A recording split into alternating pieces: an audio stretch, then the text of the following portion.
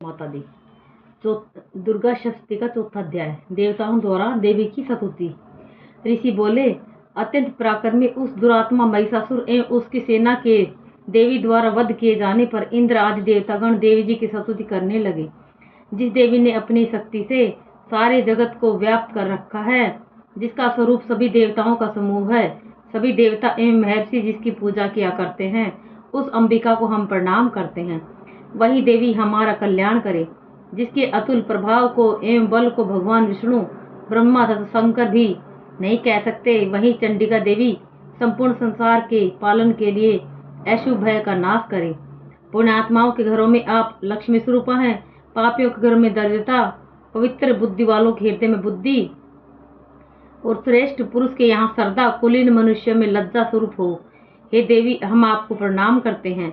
आप संसार का पालन करें। हे मातेश्वरी, आपके इस अचिंत्य रूप का, असुरों के संहार करने वाले आपके महान पराक्रम का तथा एवं देवता तथा असुरों के सामने युद्ध में किए गए आपके अद्भुत चरित्रों का वर्णन हम किस प्रकार कर सकते हैं। हे भगवती, आप संपूर्ण संसार की उत्पत्ति का कारण हो। सत्वगुण, रज, तम इन तीनों गुणों वाली होते हुए भी आप अज्ञेय हो। दोषों के कारण हम लोग आपको जान ही नहीं सकते। हम तो क्या, विष्णु, शिव आदि भी आपका पार नहीं पा सकते। आप सबकी आश्रय हैं एवं आप आधा अव्ययकर्ता पराप्रकृति हो। हे देवी, संपूर्ण यज्ञों में जिसके उच्चारण करने से सब देवता तृप्त होते हैं, आप ऐसा अचिंत्य महावर्त स्वरूप हो और संपूर्ण दोषों से रहित, इंद्रियों को वश में करने वाले, आपको ही तत्वसार जानने वाले मोक्षार्थी मुनिजन जिसका अभ्यास करते हैं, वह देवी भगवती विद्या आप ही हो। आप शब्द स्वरूपा हो। परम पवित्र ऋग्वेद, यजुर्वेद एवं मनोहर उद्गीत के पदों के पाठ से युक्त सामवेद का आप निधान हो। वेद त्रयी देवी हो। 6 गुणों से संपन्न आप भगवती हो। सभी शास्त्रों का ज्ञान कराने वाली हे देवी, आप मेधा शक्ति हो। दुर्गम संसार रूप सागर से पार कराने वाली नौका भी आप ही हो। आप असंग हो। कैटभ दत्त्य के शत्रु विष्णु के वक्षस्थल पर निवास करने वाली आप लक्ष्मी स्वरूप हो एवं चंद्रमा को मस्तक पर धारण करने वाले भगवान शंकर द्वारा सम्मानित आप गौरी देवी हो।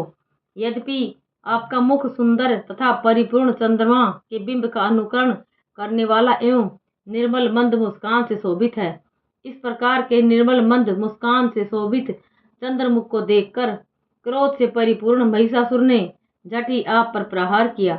यह एक अद्भुत आश्चर्य की बात है। उससे भी अतीव अद्भुत एवं विचित्र बात तो यह है कि जब वह मुख क्रोध से युक्त था, उदय होते हुए चंद्रमा की भांति लाल लाल था, तनी हुई भौहें अति विकराल थी। ऐसा देखकर महिषासुर ने अपने प्राण तुरंत वहीं पर नहीं छोड़ दिए। भला कौन ऐसा प्राणी है जो क्रोधी यमराज को देखकर भी जीवित रह सके। हे देवी जी, आप प्रसन्न हो। सर्वदा उन्नति देने वाली हे देवी जी, आप जिन पर प्रसन्न हैं, वे ही सभी देशों में आदर पाते हैं। उन्हें ही धन तथा यश मिलता है।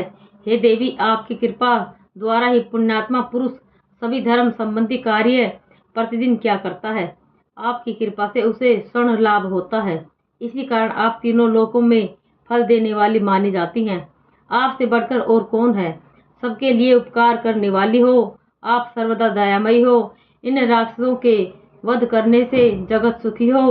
ये राक्षस कभी नरक के लिए चिरकाल तक भले ही पाप करते रहे हों। युद्ध में इनका वध आपने इसलिए किया कि मुझसे मारे हुए ये स्वर्ग में चले जाएं। यही जानकर हे देवी, आपने पापियों का नाश किया। आप असुरों को केवल देखने मात्र से भस्म क्यों नहीं करती, शत्रुओं पर शास्त्रों का प्रहार क्यों कर दिया करती हो? इसका भी कारण है, क्योंकि शत्रुगण मेरे शस्त्रों से मरकर पवित्र होकर उत्तम लोकों में पहुंच जाते हैं। इस प्रकार आपके यह विचार अति उत्तम है। आपका शील स्वभाव दुराचारियों के दुष्ट स्वभाव को निवृत्त करने वाला है। आपका रूप अचिंत्य है, उसकी अन्य किसी से तुलना नहीं की जा सकती। आपका पराक्रम तो देवताओं के पराक्रम को नष्ट करने वाले दैत्यों के पराक्रम का नाश करने वाला है। इस प्रकार आप शत्रुओं पर भी दया किया करते हो। आपके पराक्रम की तुलना हे देवी किसी के साथ नहीं हो सकती। आपके रूप भी तो परम मनोहर है, परंतु शत्रुओं को भयभीत करने वाला है। हे वरदायिनी, तीनों लोकों में यह आप में ही दिखाई देते हैं। हे देवी जी, शत्रुओं का नाश करके इस सारी त्रिलोकी की आपने रक्षा की है। युद्ध भूमि में उन राक्षस का विनाश करके उन्हें स्वर्ग में पहुंचा दिया और वहां हमारा भय भी दूर कर दिया, जो कि हमें उन्मत्त दानव डराया करते थे। हे माता, आपको नमस्कार है। हे देवी, हमारी त्रिशूल से रक्षा करें। हे अंबिके, खड़ग द्वारा हमारी रक्षा करें एवं घंटा के शब्द तथा धनुष की टंकार से भी हमारी रक्षा करें। हे चंडिके, पूर्व पश्चिम दक्षिण में हमारी रक्षा करें। अपने त्रिशूल को घुमा घुमा कर उत्तर में भी हमारी रक्षा करें। ऋषि बोले, इस प्रकार देवी जी की देवताओं ने स्तुति की और नंदन वन में उत्पन्न हुए पुष्पों तथा गंध चंदन आदि से माता की उपासना की। सभी देवताओं ने भक्ति पूर्वक दिव्य धूपों द्वारा अर्चना की।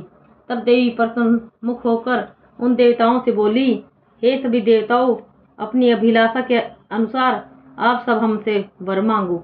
देवता बोले, हे भगवती, आपने तो हमारी सभी मनोकामनाएं पूर्ण कर दी, कुछ भी बाकी नहीं बचा। हमारे इस महिषासुर शत्रु का आपने वध कर दिया। फिर भी यदि प्रसन्नता पूर्वक हमें वर देना चाहती हो तो हे माता, यह वर दीजिए कि जब जब भी हम आपका स्मरण करें तब तब आप हमारे संकट को दूर करें। हे मातेश्री, जो भी मनुष्य इन स्तुतियों द्वारा आपकी स्तुति करे उसे वित्त रिद्धि वैभव दीजिए। हे अंबिके, हम पर सदा प्रसन्न रहिए। ऋषि बोले, राजन, जब देवताओं ने अपने तथा संसार के कल्याण के लिए इस प्रकार वर मांगा तब उन्हें तथास्तु कहकर भद्रकाली अंतर्ध्यान हो गई। हे राजन, पूर्व काल में तीनों लोकों का हित चाहने वाली भगवती देवी देवताओं के शरीर से जैसे प्रकट हुई वह सारी कथा मैंने आपको कह सुनाई है। जय माता दी।